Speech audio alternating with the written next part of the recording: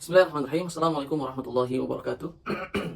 Alhamdulillahirabbil alamin wassalatu wassalamu ala Rasulillah wa ala Rasulillah wa ala alihi wa sahbihi wa man walah ma ba'd. Insyaallah taala kita akan melanjut kajian kita tentang fikih sirah Nabi sallallahu alaihi wasallam, di mana kita ingin mentadabburi peristiwa demi peristiwa yang terjadi di kehidupan Rasul sallallahu alaihi wasallam dari awal lahir hingga wafatnya insyaallah taala. Dan sebelumnya kita sudah bahas tentang kenapa Allah Subhanahu wa taala memilih Jazirah Arab sebagai tempat terakhir risalahnya. Juga sebelumnya kajian pertama kita membahas tentang keadaan dunia saat sebelum datangnya Islam. Maka pada kesempatan kali ini kita akan mulai mengkaji perjalanan hidup Rasul Shallallahu Alaihi Wasallam dari awal lahir hingga wafatnya. Kemudian kita mengambil pelajaran-pelajaran atau hikmah yang bisa kita petik, kemudian kita amalkan dalam keseharian kita, insya Allah Taala.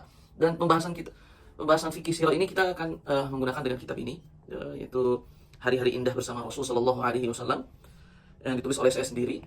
Isinya adalah tentang 100 bait yang ditulis oleh Imam Ibnu Abil Izzi Al-Hanafi.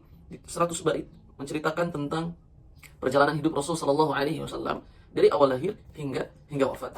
Nah, bagi teman-teman yang ingin membeli pemesan kitabnya, maka bisa tulis di kolom komentar, insyaallah taala kita akan berikan insyaallah taala.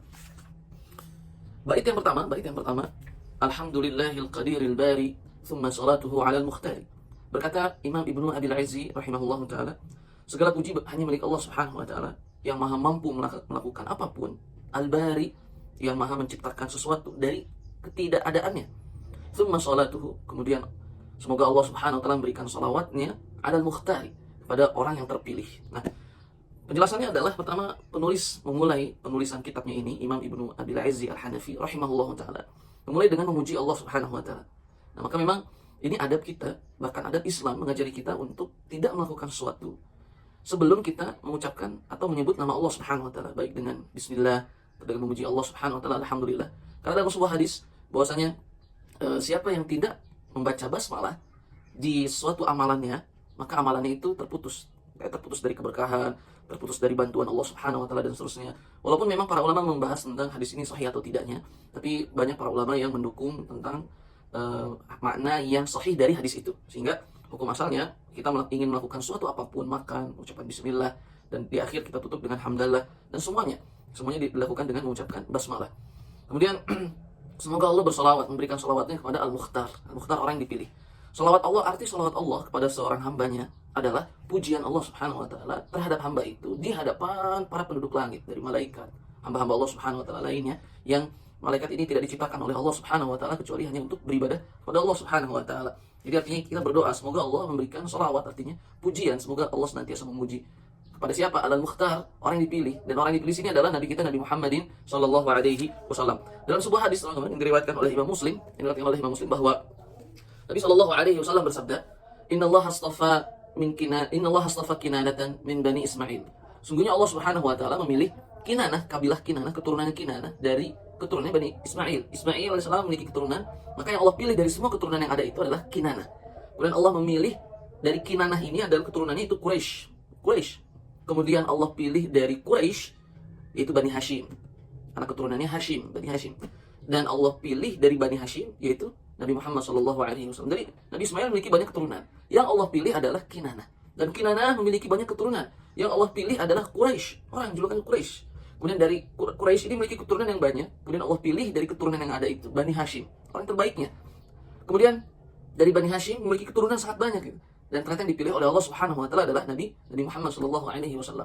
Sehingga Nabi sallallahu alaihi wasallam adalah orang terbaik dari kabilah terbaik, dari keturunan terbaik, nasab dan hasabnya terbaik. Gitu. Nah, kemudian dalam hadis lain yang diriwayatkan oleh Imam Tirmidzi misalnya, Imam Ahmad, Nabi sallallahu alaihi wasallam bersabda, "Aku adalah orang yang terbaik dari mereka, dari semua yang ada, jiwa dan rumahnya." Jadi hasab nasab Rasul itu jiwa Rasul, jiwa yang terbaik dari orang-orang di zamannya saat itu, bahkan dari semua orang gitu, dari semua hamba-hamba Allah Subhanahu wa taala. Nah, dalam sebuah hadis yang diriwayatkan oleh Imam Ibnu Mas'ud, teman-teman, beliau berkata, hadis ini sahih, diriwayatkan oleh Imam Ahmad. Sungguhnya kata Imam sahabat mulia Abdullah bin Mas'ud, sungguhnya Allah Subhanahu wa taala melihat seluruh hati hamba-hambanya. Kemudian saat Allah melihat seluruh hati kalbu hamba-hambanya, Allah mendapati hatinya Nabi Muhammad SAW adalah sebaik-baiknya hati yang ada. Maka Allah Subhanahu wa taala memilih Nabi Muhammad SAW untuk mengemban risalahnya ini. Kemudian setelahnya, kata Abdullah bin Mas'ud, Allah melihat lagi pada hati-hati hamba-hambanya setelah hati Nabi Muhammad SAW. Kemudian kata Abdullah bin Mas'ud, maka Allah mendapatkan hatinya para sahabat-sahabat Rasulullah SAW adalah sebaik-baiknya hati hamba-hamba Allah Subhanahu wa taala. Maka Allah pilih mereka untuk menjadi wuzara Nabi, wuzara menteri-menterinya, pendukung-pendukungnya, kaum ansornya Nabi Muhammad SAW. Kemudian setelahnya sahabat itu berjuang untuk menjaga agama Allah Subhanahu wa taala ini, menjaga syariat Nabi Muhammad SAW sekalipun harus berhadapan dengan bayangan-bayangan pedang musuh gitu.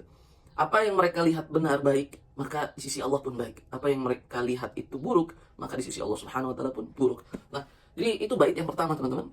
Membahas tentang memuji Allah Subhanahu wa taala itu adalah hal yang terbaik yang dilakukan oleh setiap muslim dalam mengawali semua aktivitasnya.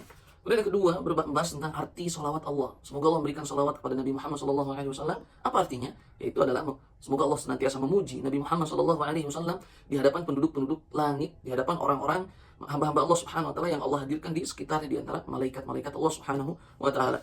Kemudian Al-Mukhtar artinya adalah orang yang dipilih, yaitu Nabi kita Nabi Muhammad SAW. Ternyata beliau adalah orang pilihan dari orang pilihan dari orang pilihan dan dari orang pilihan. Shalawatullahi wasallamuhu alaihi.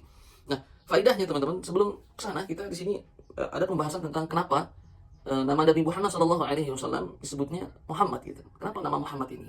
Jadi ada kisahnya ternyata, yaitu saat kakek Rasul Abdul Muttalib diberitahu bahwa Siti Aminah gitu ya, menantunya melahirkan seorang anak laki-laki. Kemudian Abdul Muttalib kakek Rasul itu sangat bahagia luar biasa. Sampai akhirnya datang dan dibawa ke Ka'bah, masuk ke dalam, kemudian untuk bersyukur kepada Allah Subhanahu wa taala. Itu dilakukan oleh Abdul Muttalib, bersyukur kepada Allah Subhanahu wa taala dan memuji Allah Subhanahu wa taala atas karunia-Nya ini. Kemudian Abdul Muttalib di hari ke-7 setelah kelahiran Rasulullah SAW, beliau mengundang kaumnya, mengundang orang-orang masyarakatnya, penduduk Makkah saat itu untuk hadir di acara makan-makan. Ya mungkin hari ini acara akikah, karena memang itu adalah syariat yang tersisa dari syariatnya Nabi Ibrahim alaihissalam, kemudian yang dibawa oleh Nabi Ismail alaihissalam. Ternyata itu syariat masih ada, syariatnya Nabi Ibrahim alaihissalam. Kemudian para tokoh-tokoh Makkah saat itu bertanya kepada Abdul Muttalib, wahai Abdul Muttalib, anakmu ini yang kau muliakan, itu dengan cara mengundang makan-makan kami ini di hari ke-7 setelah kelahirannya, engkau akan berikan nama apa kepadanya? Kemudian kata Abdul Muttalib, aku akan berikan ia nama Muhammad. Kemudian kata tokoh-tokoh penduduk Makkah saat itu bertanya, wahai Abdul Muttalib, kenapa engkau tidak memberikan nama kakek-kakeknya yang lain gitu, termasuk keluarga Anda, atau nama paman-pamannya gitu?